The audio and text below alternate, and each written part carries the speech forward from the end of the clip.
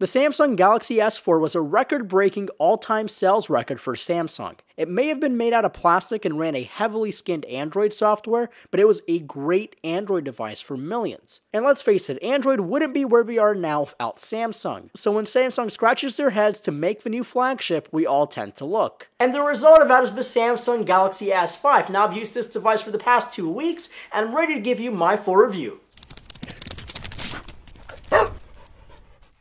So here it is. This is probably one of the most important reviews I will do in 2014, so let's get it right. The Samsung Galaxy S5 is Samsung's 5th generation flagship device. It shares a lot of DNA with the previous Samsung Galaxy S models. What's new this year is just about everything. The screen size has been bumped up to 5.1 inches, but it keeps the same resolution of 1920 by 1080. The Snapdragon 600 processor has been swapped for a more powerful 801 chip. The RAM remains at 2 GB and the camera has been bumped up to 16 megapixels. One of the interesting new features is the back case, which reminds me a lot of the Motorola Moto X. It doesn't have quite the same texture or the feeling, but it does feel a lot better than the slippery, glossy plastic found on the Samsung Galaxy S4. The S5 actually feels a heck of a lot better in the hand than the S4, which is strange because apart from the back cover, it's basically built out of the same material. The other main difference between the S4 and the S5 in terms of aesthetic design is the corners. Now the S4 is more rounded, the S5 is more straight,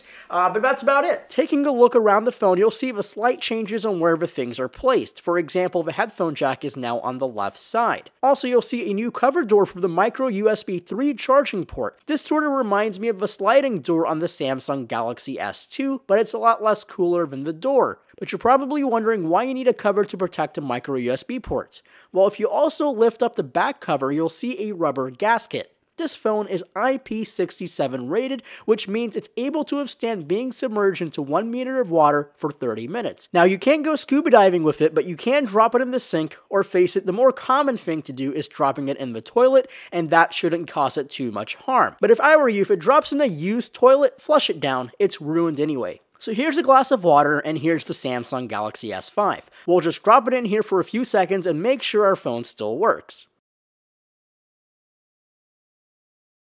And there we go, works just fine. Next, I do want to talk about the display again. I'll take color accuracy over saturation any day. That's why I enjoy watching things on IPS displays like the M8, but I do have to say the Samsung Galaxy S5 has probably one of the best, if not the best displays currently on the market. I'm 100% completely sold. I don't care how not accurate my colors are, just look at everything. It absolutely pops. Then we move on to the home button. You might be asking why, it's just a button. Or is it? Samsung has rather cleverly placed a fingerprint reader underneath the home button, similar to Touch ID on the iPhone 5S. Now this will allow you to lock your device and use your fingerprint as the password. Only trouble is, it works about 50% of the time. Since the home button is about 1/4 of the size of your finger, you actually have to swipe down, unlike the iPhone where you just simply place your finger on top of the home button. So the slightest wiggle or off-angle finger and you'll get this.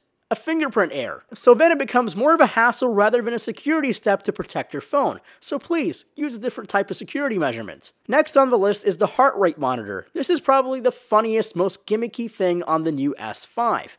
Why? Because if you have a phone with a flash and some kind of app store, you already have a heart rate monitor. Just Google it. Use it on the App Store. There's tons of them. Mac Mixing actually made a video displaying how accurate those third-party applications are to the sole one built onto the S5. So anyway, it's positioned beneath the camera just right to the flash and uses a red light to measure your pulse. It actually works considerably well and a lot better than the fingerprint reader. But would I be using this feature on an everyday basis? Not really. It makes much more sense to have a heart rate monitor on a watch since it will have a constant contact point with your skin. So if you want a heart rate monitor, buy one of the new Samsung Gear watches. Next, let's take a deep dive into the software of the S5. Now, it runs Android 4.4.2 KitKat with the latest version of their TouchWiz software. Now, they don't want to refer to it as TouchWiz, but basically, it's TouchWiz. It's actually a little bit more toned down than TouchWiz of previous models like the Note 3 and the S4, and it does feel a lot more snappy than all of those previous generations. It's a little bit more tailored up to Android rather than Samsung's own software, but the experience is a lot more snappy than the S4. Now, part of that is mainly because of a software revamp, but also the new quad-core 801 chip from Snapdragon.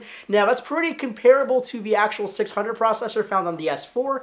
The performances are not that big of a difference, but again, Geekbench will tell you a big different story, but in personal usage, it's not that much faster. Through the menus, you can see little subtle changes in the UI, but you can obviously see the DNA this thing has in it. I guess with time, we'll see a lot less of the skin, but it's a good start for Samsung. One thing I do like is the menu structure within the settings. It just reminds me of a mixture of iOS and maybe WebOS and Android. I don't know if I'm the only one who actually likes this type of setup, but I do like it for the most part. And for the most part, TouchWiz is massively improved. Throughout the entire software and applications in Google Chrome, the S5 handles it like a champ, which is not an easy thing to say for the Samsung Galaxy S4, where that phone actually had trouble running its own software in a few places. There's only one part of the software where this phone still has a hard time handling. It's in MyMagazine. Now, the backbone of this comes from Flipboard, which runs absolutely fine, but for some reason, this magazine feature on the Samsung Galaxy S5 will slow down,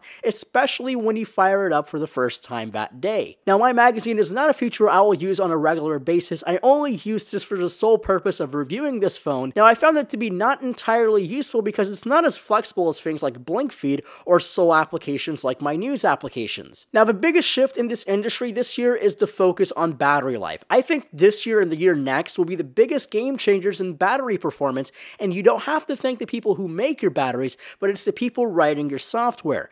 The Samsung Galaxy S5 has an ultra-powered saving mode, which basically turns the entire phone off, except the phone's still on. You can select applications you want to run while in this mode, but things like Wi-Fi, Bluetooth, constant updating, even the color pixels are simply switched off and you have this grayscale display. This mode will give you a little under 2 weeks of battery life on a full charge. While the software isn't aesthetically pleasing, it will be a huge boost when you lose your charger or you're stuck in a deserted island like Lost. You never know when that stuff happens. When you're not in power saving mode, battery life is a full solid day of usage and some. You don't have to carry around the charger to make it through a full day, which is always a plus. Performance is rock solid. You won't see huge performance gains compared to the Samsung Galaxy S4, but Geekbench 3 will tell you otherwise. You'll also notice the speed differences when you browse the web or run intensive applications that take advantage of the new Adreno 330 graphics card. But everyday usage, you won't see the difference. Then we get to the camera. Samsung is not too far away from being the Sony or Nokia phone manufacturers of huge megapixel counts.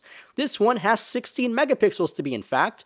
The photos off the S5 look great, just as good as the iPhone 5S, a million times better than the HTC One in detail, but they do have a cold hue to them. But the detail off the photos are breathtaking. Even in these low light shots, the details are crisp. Now there is a bit of noise, but you can expect that with any camera, especially with one with a 16 megapixel count. The video is also not bad. It shoots 4K, but that's a lie. 4K is 4096 by 2160, and this shoots a more web-friendly UHD video at 3840 by 2160. The video does lack OIS, but the autofocus is absolutely killer on this video. I'll actually have a separate clip uploaded to the PhoneDog YouTube channel about the S5 and UHD video very shortly. That was a lot of information. Now let me try to put it in more simple terms. Now MKBHD put the S5 in the best term that I think I've ever heard ever since the S5 was announced. This is basically, or essentially, the S4S from Samsung. Now, I know a lot of you guys are saying, well, the S4 was the S model of the S3. Well, I do agree with you. It's not a radical change from basically the last 3 years of Samsung Galaxy phones. But again, you have to think how hard it is to really redesign a phone. Now, I'm not a phone engineer. I don't build phones, but I can't even imagine how hard it is for engineers to sit down and actually brainstorm ideas. Now, I'm sure you guys have plenty of ideas, but you have to make it practical. You have to make it, you know, something that Samsung could afford. Now, I know we still have to make money off these phones, so obviously they can't just jam, you know, space lasers and whatever you want into the S5, but again, that's that. Now, I am left with a little bit of disappointment from Samsung. Why? Because this isn't really the phone I wanted from Samsung. I wanted something completely different. I wanted something more of the lines of the HTC One from Samsung with a metal build, with really awesome software, like I'm talking about Google Google software, of Google partnership. Now, that is going to happen in the future. I know that Samsung and Google are becoming more friends now, so hopefully we'll have some kind of Samsung Galaxy Nexus device that's high quality, premium, and something that doesn't run TouchWiz. Now, the S5 will still be one of the best Android devices of 2014. Now, I'm not going to call it the best just yet because, well, we're still in 2014, and we haven't done the dogfight between the HTC One versus the S5, where we see which one comes out on top in that dogfight, which will be coming very soon, so stay tuned. But again, this is one of the best Android devices so far. Now, I am still very disappointed from Samsung not to see so much radical changes, but again, maybe we're expecting too much from these phone manufacturers to put all great new features on every single device. So that's basically the story of the Samsung Galaxy S5. It's the best Samsung Galaxy S device that I've used so far, but again, we say that for every single device that comes out, like the new HTC One, the new iPhone, the new LG G3, or whatever you want to call it. Every single phone will be better than the phone before it, but again, this phone is the best S4S model that you can get. So if you want a brand new Samsung Galaxy device, just buy the S5. Why are you going to buy the S4? Because it's last year's technology. You get more technology and more features on the Samsung Galaxy S5. Now, the things like the heart rate monitor and the fingerprint scanner, those things are pretty much gimmicks for me. I don't see why they're necessary, especially if they're implemented in such a poor way, like the fingerprint reader on the S5, which works about 50% of the time. It's just not a useful thing to have on this device. I could have more wanted something like OIS on the video camera to make the 4K video look absolutely amazing, something that the HTC One lacks, something that the iPhone lacks. So maybe that's what Samsung should invest in, things that we actually use every single day. So let me leave it at that. Let me hear what you guys think about the Samsung Galaxy S5. Again, we'll have much more content on the Samsung Galaxy S5. I hope you enjoyed my full review of this guy, because I've been using this guy for 2 weeks and I couldn't talk about it, and now I can finally talk about it, and I'm so happy to tell you guys all about the Samsung Galaxy S5. So again, I want to hear what you guys think about the Samsung Galaxy S5, so leave us a comment below, give this video a thumbs up if you found this video helpful or you liked it in any kind of way, and also please subscribe for future content, especially if you want to see more S5 video, HTC One versus S5, iPhone 5S versus S5, basically all the phones videos that you want to see will be coming here very shortly at PhoneDog.com. My name is Marco Hanna from PhoneDog.com, and I'll see you guys in the next video.